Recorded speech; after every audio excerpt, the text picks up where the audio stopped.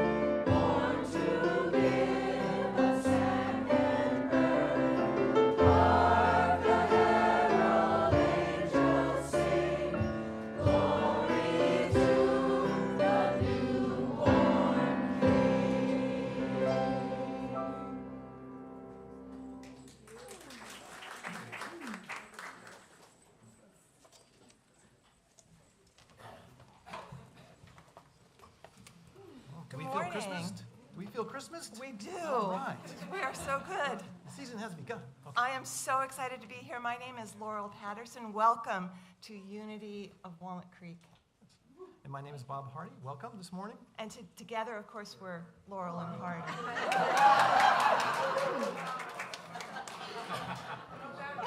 That was my line. Oh. Let's move this in a bit. We want to greet and bless everyone who is watching online. Your presence adds to our spiritual community, and we are grateful you are with us. Thank you for watching. Please join me in welcoming our Joyful Hearts Choir under the direction.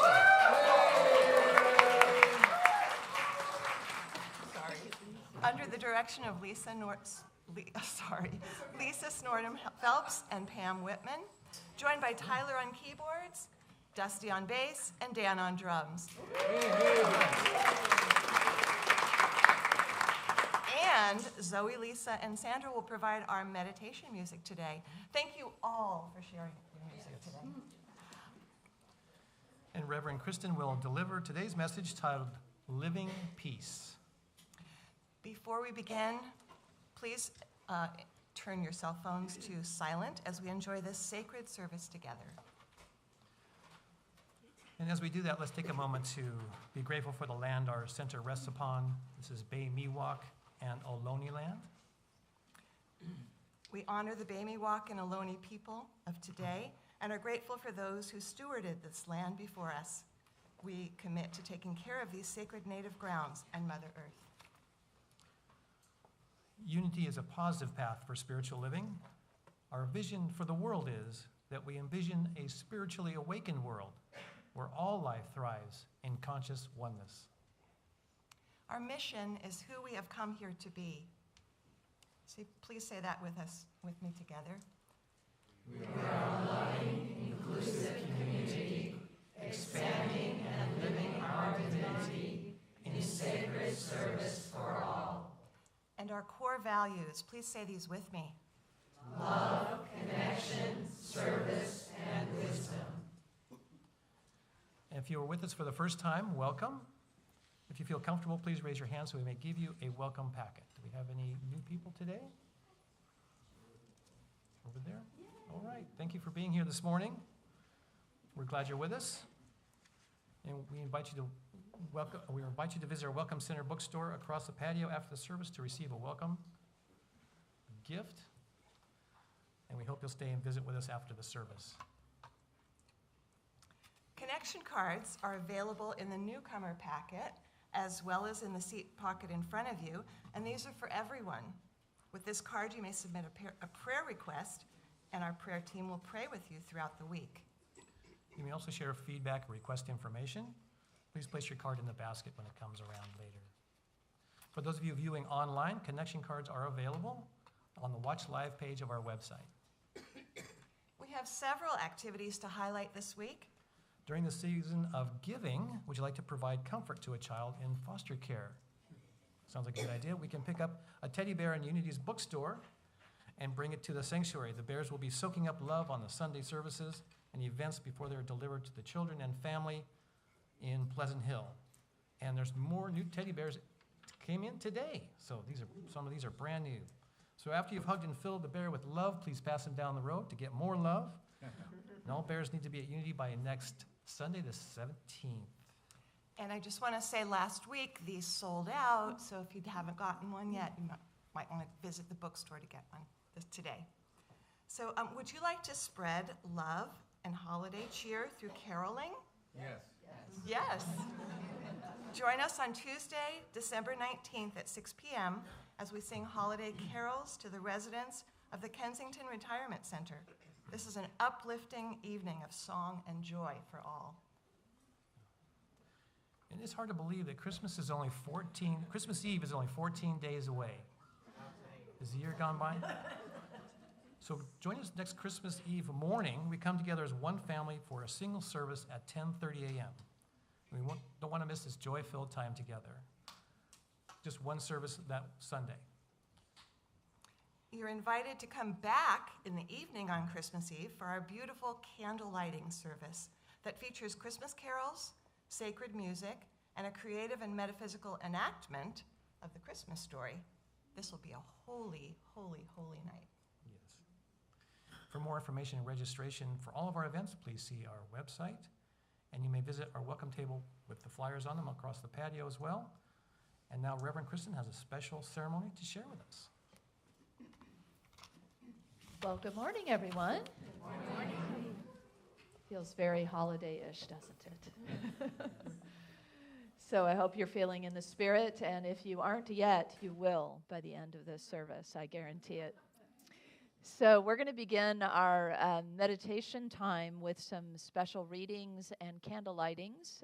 We have our traditional Advent candle lighting, and Carl and Carolyn Jansen are going to light that for us and share the reading out of Unity's booklet. Immediately following that, Zelda Lafrock is going to light the menorah for us for Hanukkah and share a little bit about Hanukkah. I learned quite a bit this morning, so thank you. I look forward to hearing it again. And then right after that, we'll go into meditation. So just so you aren't thrown off by the voice from beyond, because we have this lovely choir on the stage, I'm just going to sit in my usual seat up here, so you'll just hear my voice, okay? And we'll have our typical rhythm of music, guided meditation, and silence. So that's what's in store for the next few moments. So first I invite Carl and Carolyn Jansen forward.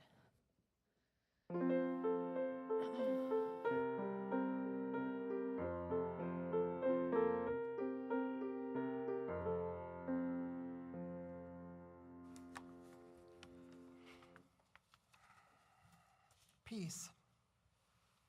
We envision the birth of Jesus occurring in a setting of great peace. From the auspicious beginning, he grew to become the Prince of Peace. Our wayshore for living a life of peace, love, and compassion. We each have within us a deep well of peace. It lies at the very center of our being. Anytime we feel unsettled, anxious, or upset, we can return to the abiding peace of Christ within. We can live peace, know peace, and be peace. And from 2 Thessalonians, it says, may the Lord of peace himself give you peace at all times, in all ways. And now we'll light the Advent candle.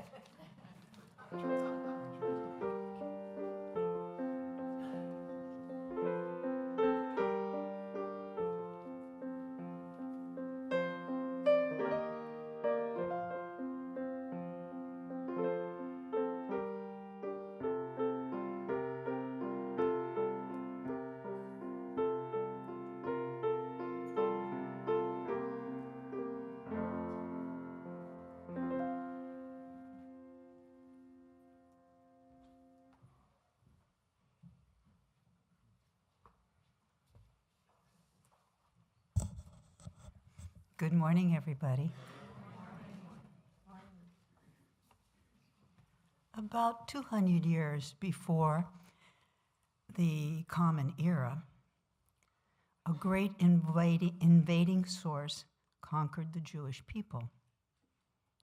The king of Syria demanded that his constituents in this newly conquered country give up their religious beliefs and practices and begin to honor the gods of Greece.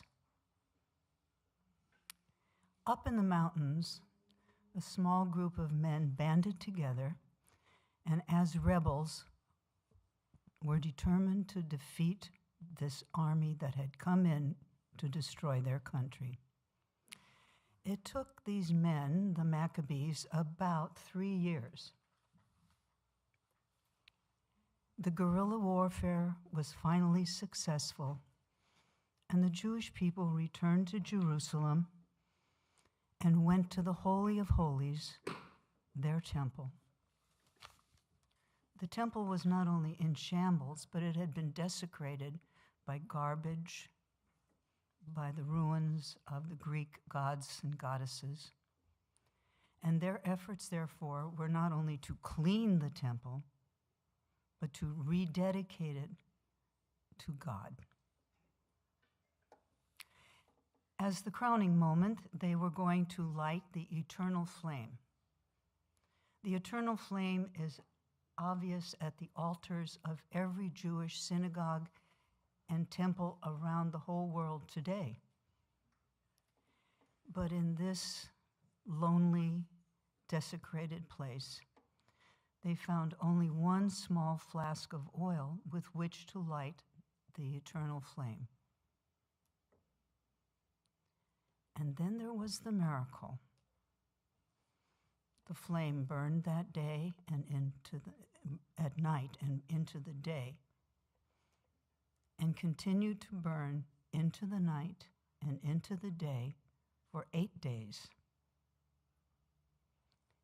The Jewish people now around the world celebrate this dedication to God, this amazing miracle of light shining into the darkness and bringing people back to the love of God.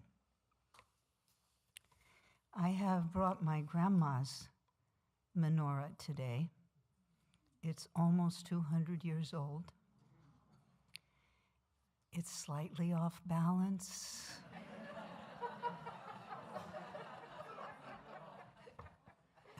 The music box plays the Hatikva that's at the base of the menorah, the song of hope for the Jewish people.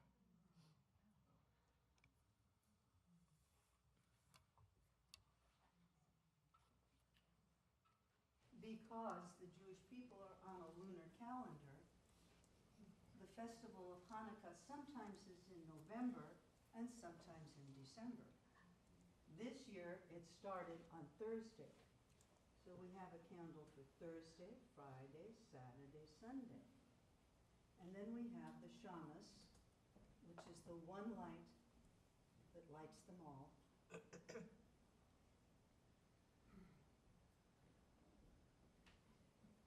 The woman of the house. This is my recess voice. They can't hear you. They can't hear you on the live stream. For the folks at home. Oh, folks at home. Yes. the woman of the house is entitled to light the lights for Hanukkah. Baruch atah Adonai Eloheinu, melech haolam, asher kitzanu v'mitzvovav v'mitzvotav ner shel Hanukkah. Blessed are you, O Lord our God, who commanded us to rededicate ourselves to be the light of the world and like the lights of Hanukkah.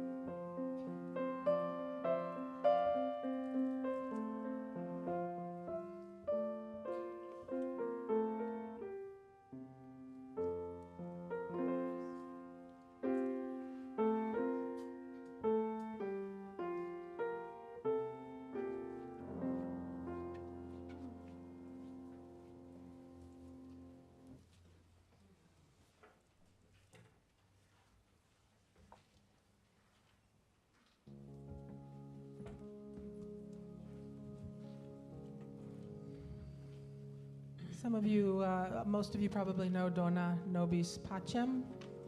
And what I didn't know is it means give us peace. Pacem is peace.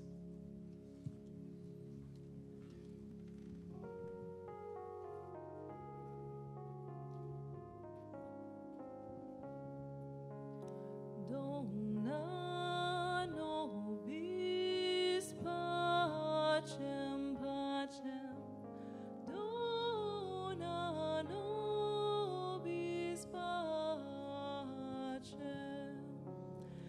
Dona, Nobis, Pacem, Pacem. Dona, Nobis, Pacem. Dona, Nobis, Nobis, Pacem. Dona, Nobis, Pacem. Dona, Nobis, Pacem, Pacem. Dona, Nobis, Pacem. Dona, Nobis, Pacem, Pacem. Dona, Nobis, Pacem. Dona, Nobis, Pacem. Dona,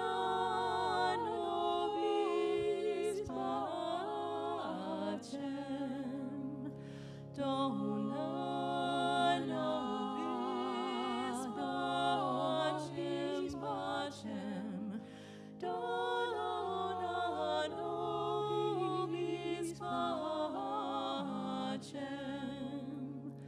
Dona, Nobis, Pacem, Pacem.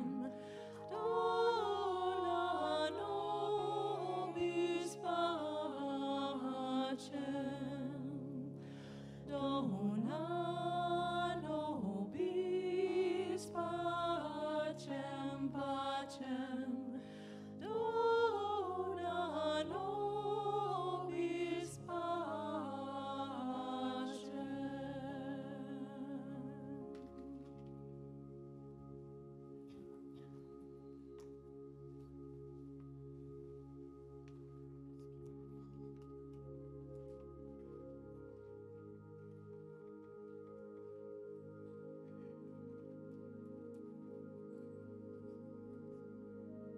We allow that peace to fall upon us.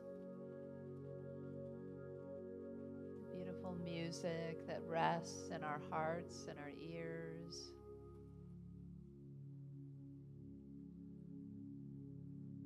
blesses us from above and within and below.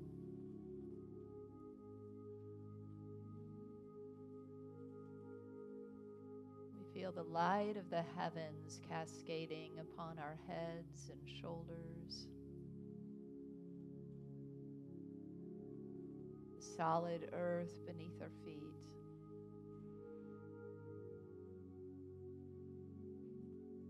And the richness of the season of light warming our hearts.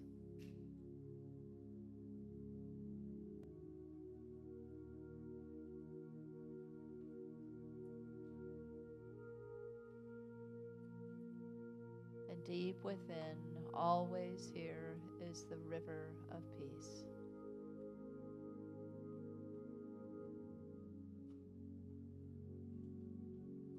Let's travel that river with every breath, allowing ourselves to drop deeper within.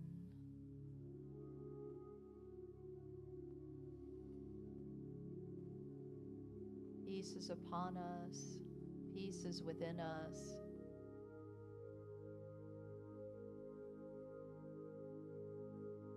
And so we allow ourselves to fully give over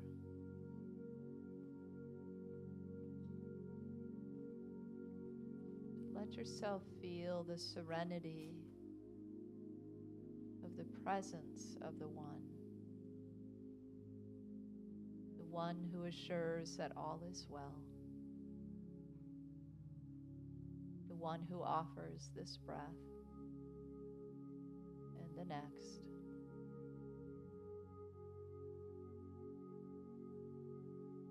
The one who reminds us, peace, be still, and know that I am in the silence.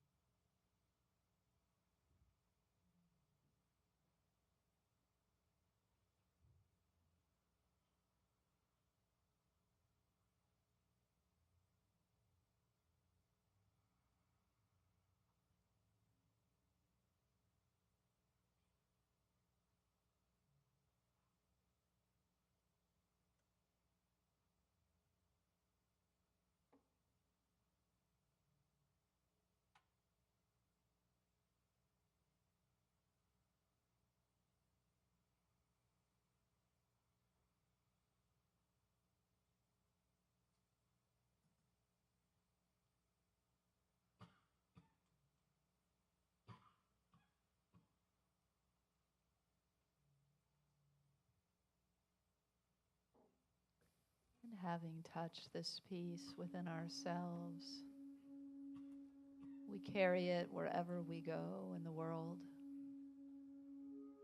returning to it at any time, just a breath away, a thought, reminding us of the peace that is always here.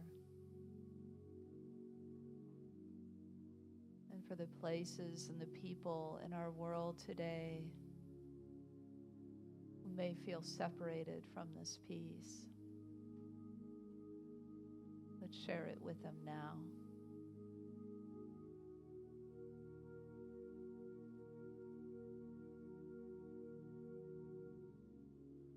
Imagine someone perhaps across the world, or even near and dear to you, who's suddenly experiencing the cascading light of the heavens upon their heads and shoulders, who feels the solid love of Mother Earth beneath their feet, rekindled in their warm heart is some light of hope and peace.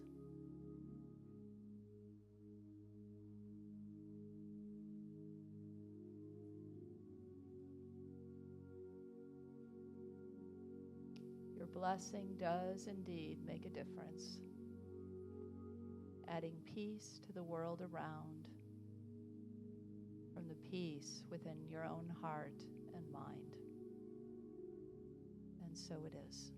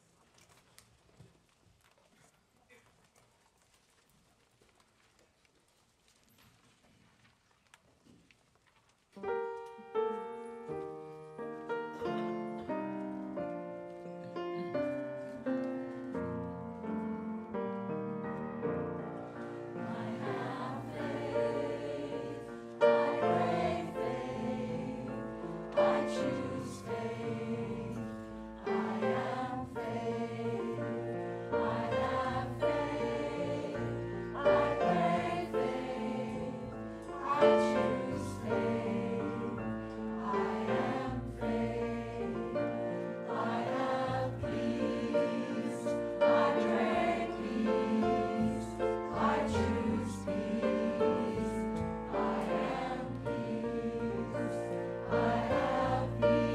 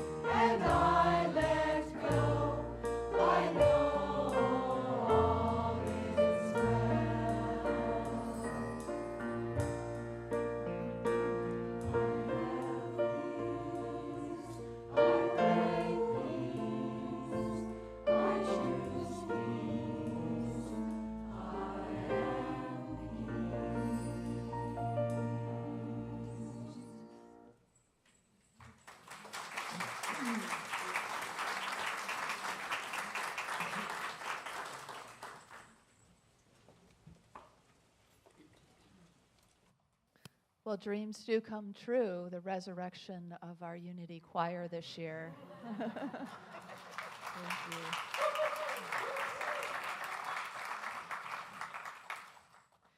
And welcome back to a very special guest. Anybody know who might be visiting us today? Mother Mary herself. She needs no introduction.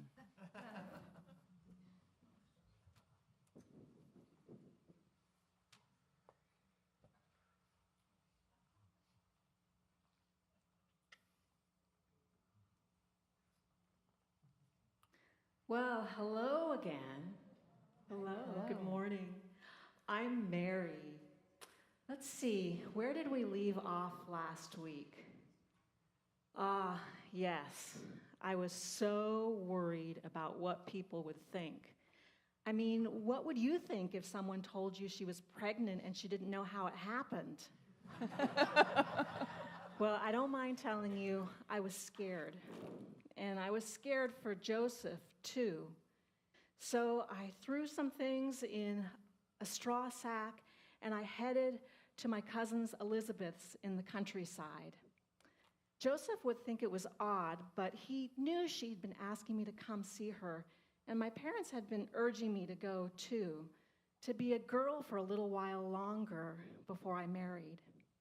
Well, when I got there, to Elizabeth's, well, the incredible thing was she was pregnant.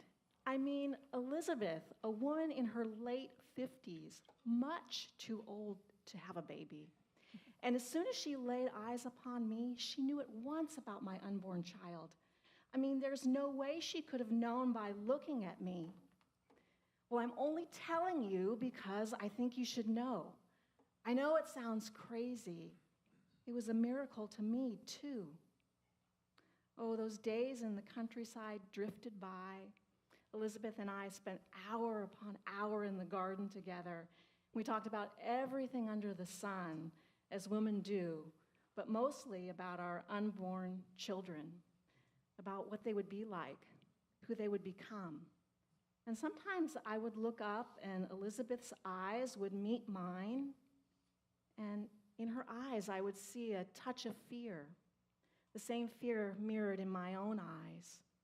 But then, through faith or hope or the solidarity of our connection, or perhaps the ritual of the morning prayers we had shared that day, somehow, together, we would always manage to find our way back to a place of deep peace.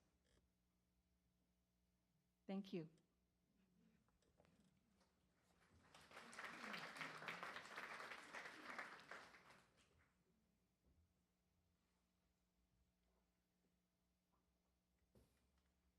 Thank you for being with us again, Mary.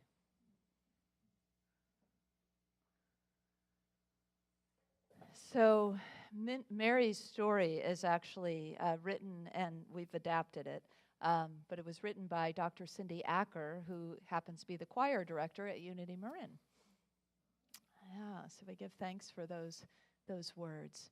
And I love that what Mary said as she told us that story about particularly this part where she talks about how she and Elizabeth share this moment of noticing fear in each other's eyes. You ever have that kind of experience with somebody at the same time, in the same place? And then what happens from that point, that they're able to somehow find their way together to peace. How beautiful and precious those times are. And she says she gives some possibilities of, she doesn't know how it happened, but maybe it's because of their practice together, the ritual of morning prayers, or maybe it's the solidarity of their connection. But somehow through their faith, through their hope, they find their way back to that reassurance that despite everything, all is well. And all is always well at that divine level, isn't it? Not always easy to remember, but when we have somebody who can reflect it back to us, it's really helpful. That's the kind of effect that these two have on each other. They can affirm the situation together, bless the situation together. And we too can do that for each other in those moments. That's probably how you, in that scenario you might have just remembered, where you too felt some shared anxiety or fear or concern with someone and found your way back to that place of reassurance and peace and a sense that beneath it all is well. Whatever means we use to get there, could be humor too, by the way. That also can be a helpful way to shake ourselves out of those moments and kind of settle into a more peaceful place. But whatever it is that we do, it allows us to experience not just peace like we would on our own, but a double helping of peace. You know, it's like when Jesus talked about wherever I am, wherever two or more are gathered, I am there in the midst of you. And so it's got that sweetness, that exponential experience when we are together in our spiritual experience, our moments, our times of traveling from one kind of space, at least emotionally, to another kind of space, spiritually and emotionally. So a lot of times when we talk about connection and companionship on the journey, we think about like-minded people, right? We like to be around like-minded people who have similar ideas and similar beliefs. It's comfortable. And that's great. I mean, we're in a room full of, I would say, probably like-minded people. But today I want to encourage us to go further and deeper to light-minded people who may or may not be like-minded. Because, you know, we're so versed in this in our world of categorizing ourselves and sorting ourselves into like-mindedness, similar ideologies, similar religious beliefs, similar political beliefs. And we see the problem that is creating in our world, right?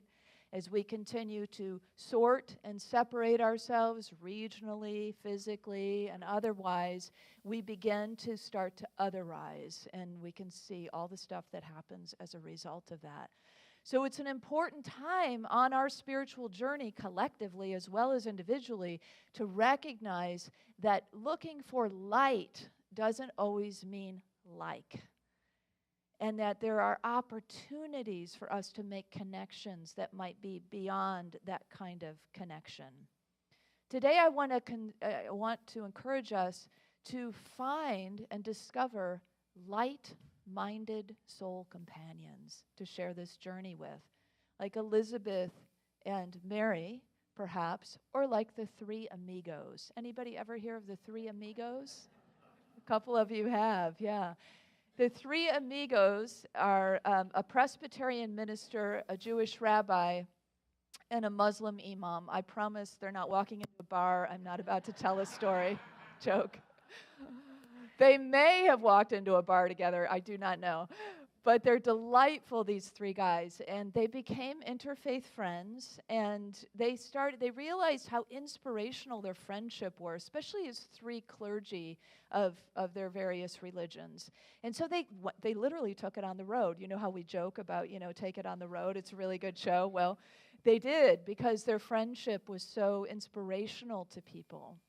And I used to have a radio show called Soulstream, and I interviewed the three amigos. And I always remember just this one part of that interview that really stood out to me, is the Muslim imam said that being friends with these two guys of different religions made him a better Muslim.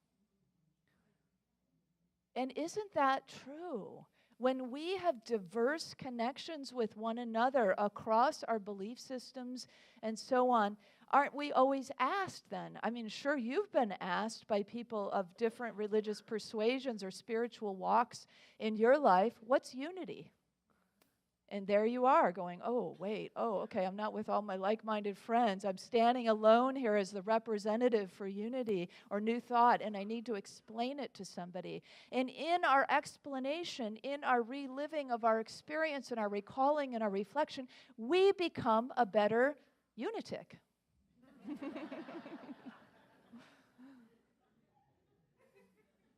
And it's all a part of what helps us on this journey.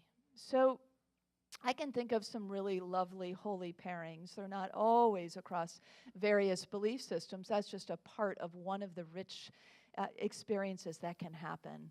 But I was thinking of St. Teresa of Avila and St. John of the Cross, really amazing individuals. And, you can imagine how St. Teresa of Avila was planting Carmelite orders and spiritually leading them in a time during the Spanish Inquisition. And so her sisters were having serious charges, against them. And I imagine it was quite lonely at the top in that, and they were dark times too in many ways. And along comes the priest, St. John of the Cross, as the confessor for the other nuns. And he is decades younger than St. Teresa. But they have this soul bond that is so profound that through all their challenges, she was plagued with mental illness at times, with physical illness, all kinds of things that she went through. He was imprisoned by his own brothers, the monks, for his own ideas. And so the two of them cast light for each other. And together they reformed the Carmelite order for both the brothers and the sisters through all these challenges that they experienced. And so it is also about casting light through the dark times for each other, that we can be that kind of light-minded soul companion. Do you have a desire to have someone like this? Somebody you can consult with and call upon, who's got your back, who can hold space for you, who can walk beside you and lift you up and sometimes stretch you? Sounds pretty good, doesn't it? Maybe you have it already. So we're going to do a little bit more work with that later, but I do want to mention another holy pairing. Charles and Myrtle Fillmore are co-founders of Unity. They themselves, as husband and wife, were an amazing pair of light-minded soul companions. And they came together with the shared ideas of what could be possible. And we stand here today because of the covenant that they made and kept with Spirit and each other, to give of their time, their talents, their treasure, everything they had to Spirit, and that they would follow however they were guided. And here we stand today, so many years, 140 plus years, because of that companionship, because of the light that they cast upon each other's paths and their path together and the collective path, so that we could have the largest group of new thought in the world that is still today gathering on Sunday mornings, gathering throughout weeks, gathering for social and spiritual companionship. It's pretty amazing stuff, isn't it? I give thanks for them. I remember when I worked at Silent Unity, and I would walk past their pictures and just have sometimes Myrtle talked to me, actually. But most of the time, it was just this feeling of deep appreciation for what they created, what they co-created, everything they gave their lives to, so that this could thrive and become what it wanted. And it wasn't what they imagined. They didn't imagine churches. They just thought they were, going to write messages in their magazines, and and then eventually it became the prayer ministry, and they were going to hold space for people, and then they did some spiritual counseling, and then people just said, "What? No, we want our own groups. We want to gather across the country. We want to gather across the world." And so here we stand because of that. So if you think about people in your life or in our history that have touched you in that way, take a moment to give thanks for that companionship that allowed for something to be co-created that you get to benefit from, spiritually and otherwise. In the story today, as it opens, Elizabeth and Mary find peace together in the midst of their prayer, or because of their prayer. Has anybody ever considered having a prayer partner, or maybe you have one? Anybody have one? A couple of you have one. Good for you. I've had the same prayer partner for 23 years. And we started praying together in person in Myrtle Fillmore's office every week. It was such a special energy to be in, and it was such a special experience. And we didn't know each other that well. She just asked me, would you consider being my prayer partner as I finished ministerial school? I was working at Silent Unity, and I'd already graduated, and she still had a year. And 23 years later, we still regularly pray together. I cannot express how profound it is to have somebody walk beside you, to have your back, to light the way, to encourage you, to stretch you, to pray with you, to give it over in faith, to surrender with you, to see you at that level. And I want that for everybody. And I have really exciting news. She is an excellent speaker, and she's coming for 2 Sundays while I'm on sabbatical. So I hope you really enjoy her and feel the heart that I feel and have been so never judged, always loved and accepted and lifted up by Darlene. If you don't have a prayer partner or someone like it and you want one, you could start out by praying with our prayer chaplains. They are all of our prayer partners, aren't they? And I give thanks for them so deeply. Even if people don't pray with them on a Sunday, I always tell them, you're here holding space. You're here making a difference. You're here creating an energy field for us. And they do that for us wherever they are here at Unity. So maybe if you've thought about it before, but you've been a little nervous about it, I encourage you just to reach out and have a prayer with them for a celebration or a challenge in your life. Or call up Silent Unity. That's the prayer partner for all of us, not just in Unity, but for the whole world. We have the world's largest prayer ministry, telephone prayer ministry in Unity. And you just dial up 1-800-NOW-PRAY, and somebody says, how may I pray with you today? Isn't that lovely? So we forget about it, I think, sometimes, some of us old-timers, and by that I just mean we've been around a while in Unity. But that's available to us always. But of course, those are one-way opportunities. And I want to call us also into the kind of prayer partnership where you're giving as you're receiving. So it's got that kind of equal footing of sharing with one another. And if that's what you want, just beginning to affirm and intend, just how we always co-create, right? Do those steps to begin to attract that into your life. Maybe that person is sitting right next to you today or across the room from you, and you just haven't sought it out yet. But as you put the feelers out, even energetically, they will come. Because whatever you're seeking is seeking you. So there might be some blocks. Has anybody ever tried to co-create something and you think, I am doing all the right stuff? I'm doing the affirmations, I'm, meditating, I'm holding the space, I did a visioning board, I've got people holding it with me, and it just isn't happening. Anybody have that experience ever? Yeah, it's perplexing, isn't it? It's like, it seems like I'm doing this. I've been doing this work for decades. I know this. So here's some possible blocks in this particular intention to attract to us a light-minded soul companion. One is that we might be holding some judgments. We might be holding some limitations of who potentially we can gather to us because we're kind of stuck in that like-minded idea. So if we open the way up to say, oh no, it's light-minded, it could be anybody of a different ideology, it doesn't matter, I don't want to limit myself, I want to bring forth somebody who can share with me along this journey and maybe even bring gifts of diverse ideas to my doorstep.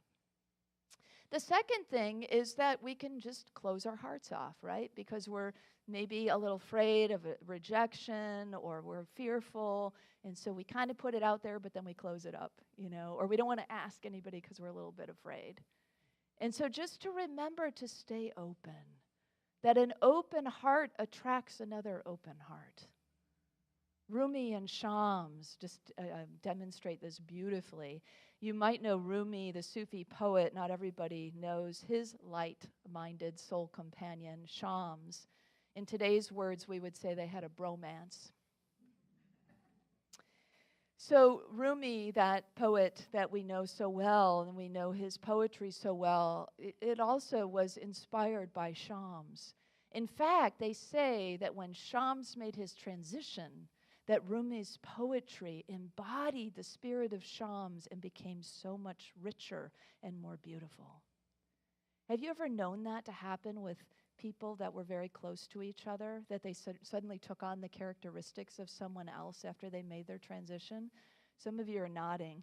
I remember Mike and Sarah Matoyne, my first Unity ministry, Unity of Chicago. They were a husband and wife team. Mike was known for his humor. He was absolutely hilarious, and he was just really authentic guy. The first Sunday I was there, this man walks up the aisle in jeans and a sweatshirt with a big, ring of keys that are jangling and tennis shoes on. And I thought, I wonder, is that the custodian? I wonder he's going to fix something on the stage. And he turned around and started speaking. And Sarah was much more, she had her robes on and she was more serious, but she always had a depth of a message. And so between the two of them, they really just were so beautiful together. When Mike made his transition, the very first Sunday that Sarah spoke, she was absolutely hilarious. And from then on out, it's like as if Mike's humor was embodied through her and as her. So it's a beautiful thing when we have these close relationships that are spiritually focused and how much we can give to each other, alive and even when we make our transition. Rumi said this that kind of speaks to this idea of keeping the heart open. He says, friend, there's a window that opens from heart to heart. When houses live side by side with windows open, that's the embrace we want. A place where great souls can stop over and rest. So that third and final block is not limiting ourselves or playing small. A lot of times when we're matching up with people or attracting people, we might think, that person would never want to be my prayer partner or my soul companion or my soul friend, right? But stretch yourself to somebody who you admire, somebody who you think really has gone a distance on the spiritual path so that they can be a person who lifts you up into your magnificence so you can be that person in return for them and for others. St. Teresa of Avila, again, speaks of this. She wrote the mystical masterpiece, The Interior Castle.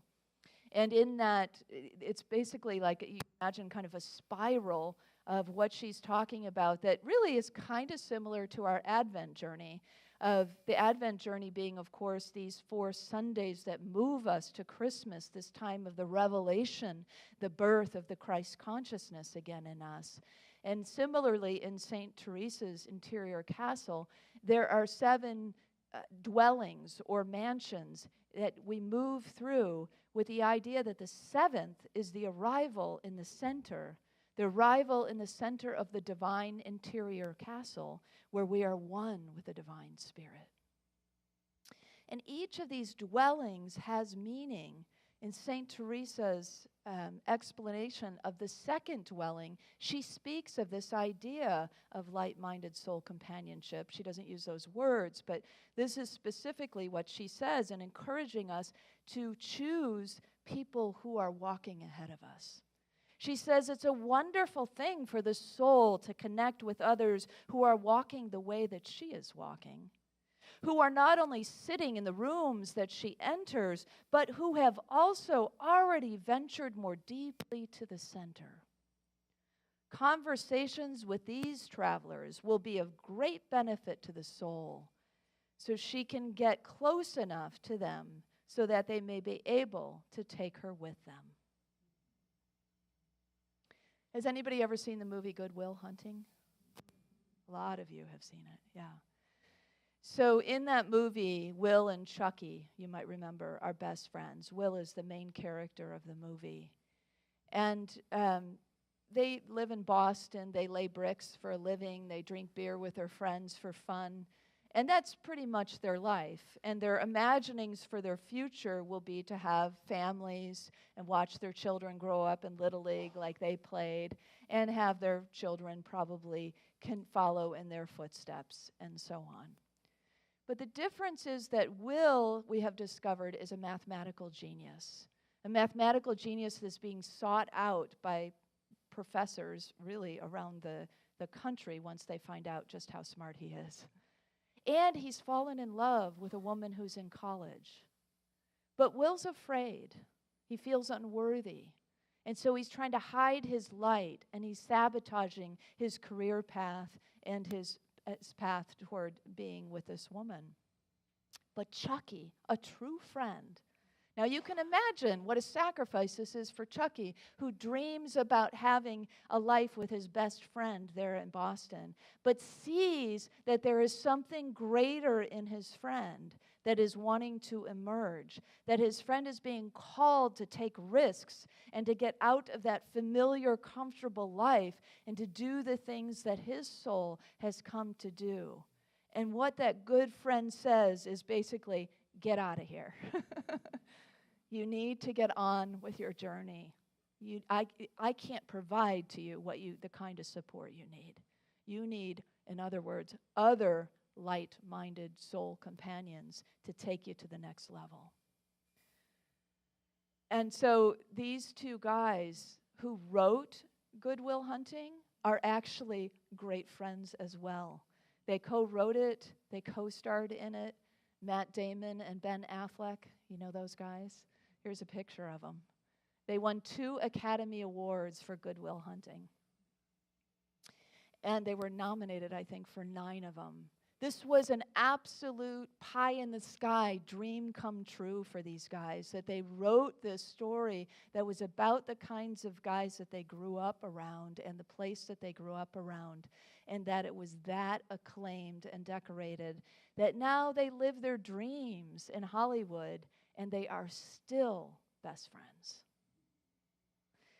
Ben Affleck said in an interview, "I don't know that it would have been possible for me alone, doing this job in the world without somebody who I loved, who knew and loved me and had my back, who believed in me. This friendship has been essential and defining, so important to me and my life." Would you like one of these in your life? Yeah, of course we would. I invite you just to take a moment and to close your eyes and just let an image of a person arise in your heart who you think might be. It could be a friend, somebody, a relationship you already have in your life, or somebody you're just getting to know or you've seen before. Just let that image arise in your heart of that person.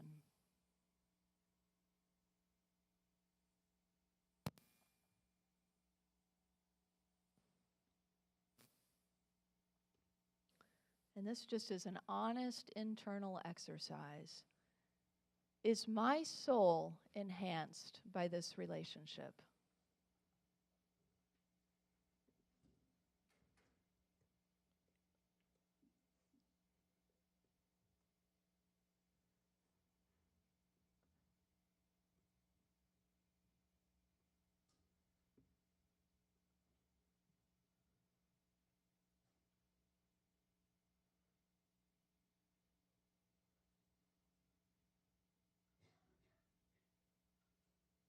Does this relationship support and encourage me to be a better me?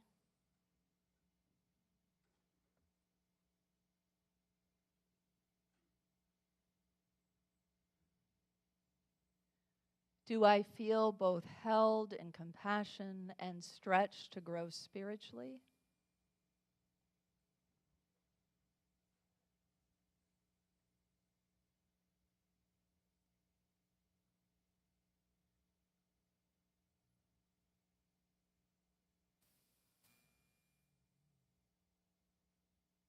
And finally, do I feel fulfilled in my giving to this person as well?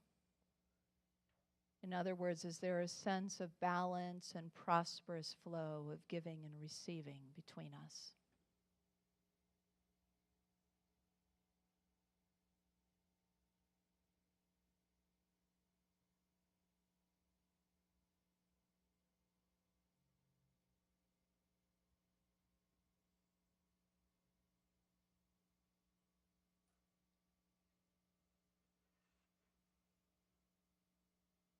And now just giving thanks to this person in whatever way you wish, to bless them, whether you feel this is a match or not for you, to bless them in the way that they show up for you.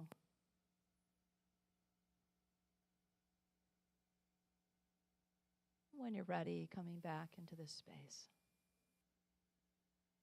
So if this is something you'd like to work with a little bit more, there's a more structured process available to you. We actually have a worksheet that our ushers have, so you can pick that up on your way out and work through that process, both to assess current relationships and to attract somebody new.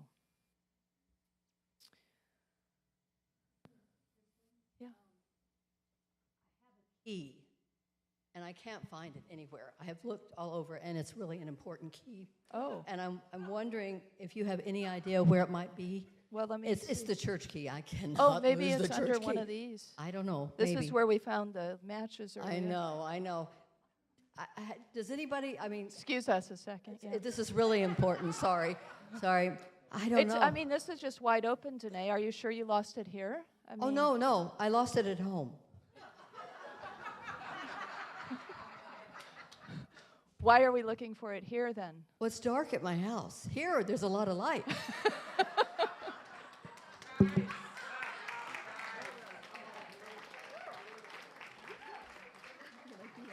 Get my feet up. There we go.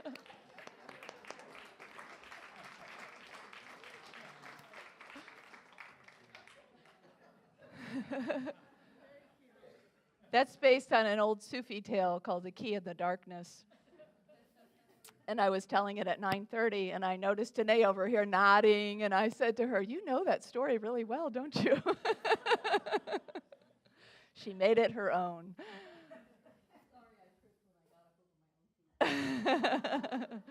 Well, I was here as your companion to help you. No mistakes, right? So I love that story because, of course, we always want to hang out in the light, right? And even when we know what we are looking for is in the dark, we sometimes just still keep hanging out in the light. But the truth of this idea of this soul companion is there's somebody who understands that there are sometimes dark places that we have to go. Right? That peace is not always found in the light. In fact, so often peace is found through the dark, in places where there is war or conflict or struggle or discomfort. And so it's by going into those places and shining a light in those places that we find the keys to the next step in our spiritual journey.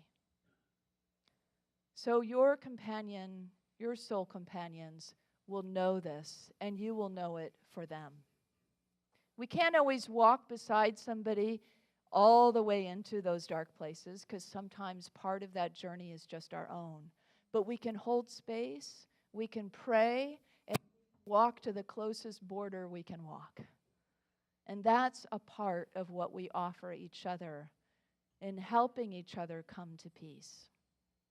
That's really what Elizabeth and Mary experienced in their garden together. I feel like the words weren't spoken, but was almost as if unspoken. They were saying to each other, "You've got this. It's challenging. It's going to be challenging. You've got 9 more months of carrying this child and then everything that comes after that, and you can do it. I know that you can do it. I know that you're going to be okay." There was almost that kind of knowing when they came to peace together. And the truth about the story and this journey and the metaphor of Elizabeth and Mary is they're pregnant with possibility. They're carrying that possibility of what will be born, a new consciousness on earth, right? And that's what we are pregnant with too. Possibility. That's what Advent is all about. It's about carrying the possibility, the probability, the Christ within us, and all that can come from the revelation and the rebirth of that consciousness. So that's the gift that they offer us during this time. And that's the gift that we offer each other when we walk beside one another as light-minded soul companions.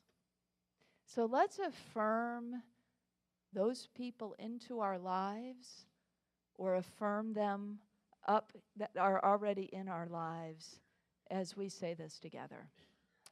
I attract and walk beside light-minded soul companions on my spiritual journey. And so it is. And thank you all online who are listening and outside. Blessings.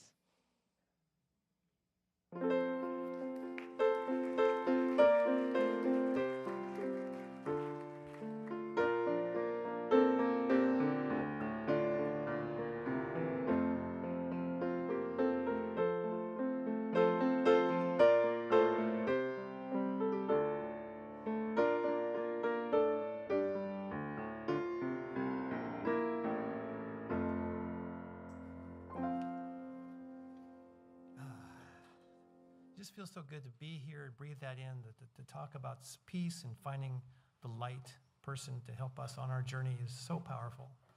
And thank you for that heartfelt message. It just resonated with me, and I just feel so grateful to be here with all of you on this holiday and to be with the choir. It's just a wonderful day. It's just beautiful. And I also wanted to acknowledge what Reverend Kristen said about prayer chaplains, and that possibly being a first step. If you don't have a prayer partner, you could start with a prayer chaplain. And right here today, our prayer chaplains are available after the service to provide personal prayer support. If you are a prayer chaplain serving today, would you please stand? Our prayer chaplains wear the lavender stoles. And whether you have a joy or concern in your heart today, praying with our prayer chaplains is a powerful opportunity to have your intentions raised up in consciousness. And now let's open our hearts and celebrate the practice of giving. Woohoo! I invite you to prepare your gifts as we align with the universal law of circulation. As we give, we shall receive. And in truth, there is no lack or limitation. Abundance is our true nature. And for your convenience, there are a variety of ways to financially give to this community, shown on the slide in front of you. And for those watching online, there's a donate button on the Watch Live page. We encourage everyone to avoid bank fees and use your bank's bill pay system if you can. So I invite you to take your tithe or offering in your hand now and repeat the affirmation with me.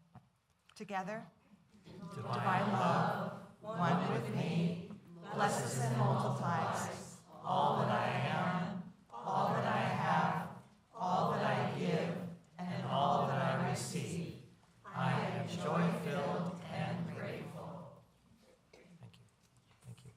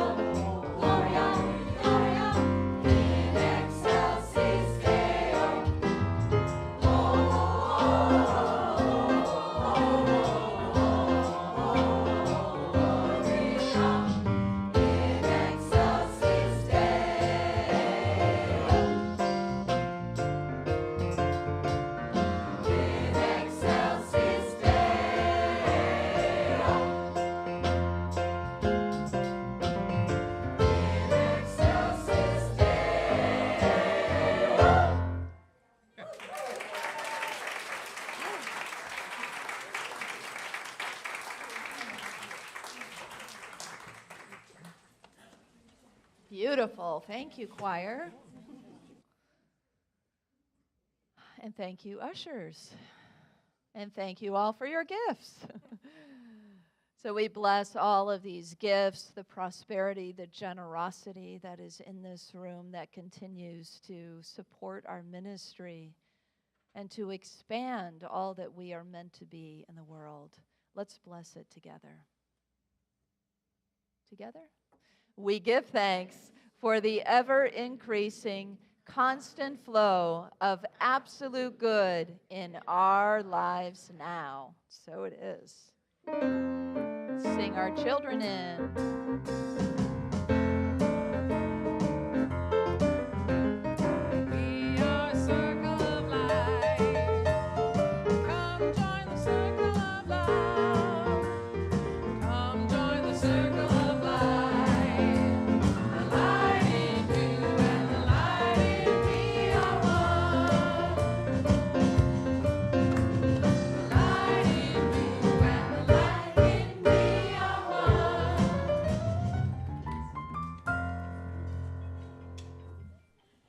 Morning, everyone. Happy Sunday. Great to see all of you. We had a great morning with my buddy Aiden here, and Sebastian and Caden and Maddie and Millie. You want to help with that? And one of the ways that we show our love is by making cards. And so we spent the morning making some cards, I like the button, making cards for the food kits that we'll be making for the community next week, helping out Jeremy with that endeavor. And I said, how many do we need? And he said, well, we're going to make 150 food kits. And amazing. And we're so happy to be working with you on this. So the kids did not make 150 cards. The kids made 10 really wonderful, beautiful cards. And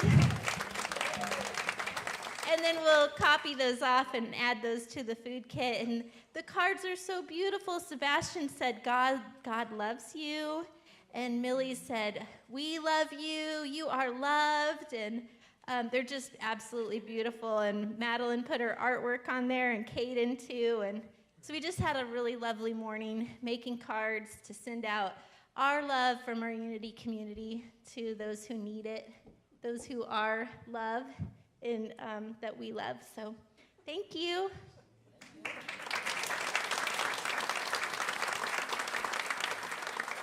Well, let's bless our children and Michelle together. Children, youth, and teachers, we love you, we bless you, we appreciate you, and we behold the divine light within you.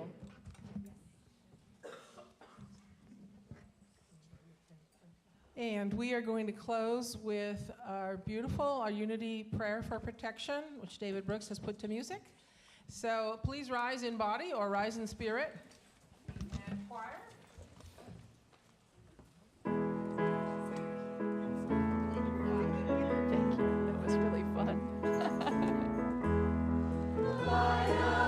Surrounds me, the love of God enfolds me, oh, the power of God protects me, the presence of God watches over me wherever I am. God is